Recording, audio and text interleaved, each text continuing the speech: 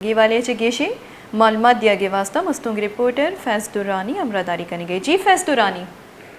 जी आलिया बारिशों और सैलाब में जहाँ पर पूरे जिले मस्तूंग को शदीद मुतासिर किया, वहाँ पर सैलाबी रेले आने से किली कारिजनोत को काफ़ी ज़्यादा नुकसान पहुँचाया था। कारिजनोत बारिशों को तकरीबन अभी 1.5-2 माह गुजरने को है कि कारिजनोत की न हालत बदली, न जो है लोगों के साथ किसी किस्म का ताउन किया जा सका।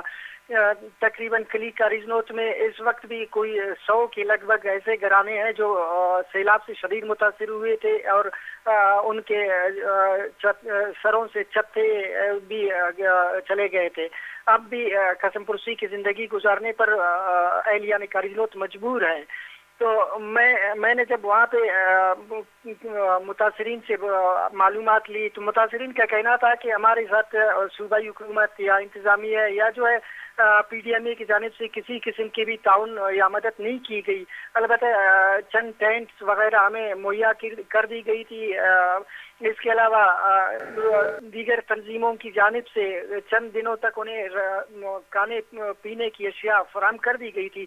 अलबत्ता अब जब सर्दियाँ शुरू हो गई है, इन मुतासरीन की सरों पे छत नहीं है और अक्सर जगहों पे वो या तो दूसरे जो रिश्तेदार है अपने रिश्तेदारों के यहाँ ठहरी हुई है, या जो है अगर वहीं पे मौजूद है तो मुलबे के ऊपर मौजूद है या कहीं पे इन्होंने टेंट लगाई हुई है। तो उनका कहना था कि हमारे पास जो मतलब कंबल वगैरह जो पुराने थे वो बच गए। हम अपने बच्चों को मतलब रात के वक्त उसे वो किसी तरीके से ढांप रहे, यानी सर्दी की शिद्दत में भी काफ़ी ज़्यादा इजाफा हुआ है। अब मनफी को पहुंचने की तवक्को है कि चंद दिनों में यहाँ पे मनफी सर्दी होगी। दूसरी जानिब गैस बिजली वगैरह भी नहीं है। इसकी वजह से मुतासरीन की मुश्किलात में मज़ीद सख्त इजाफा हो रहा है। बहुत शुक्रिया फैज दुरानी अपडेट देने के लिए।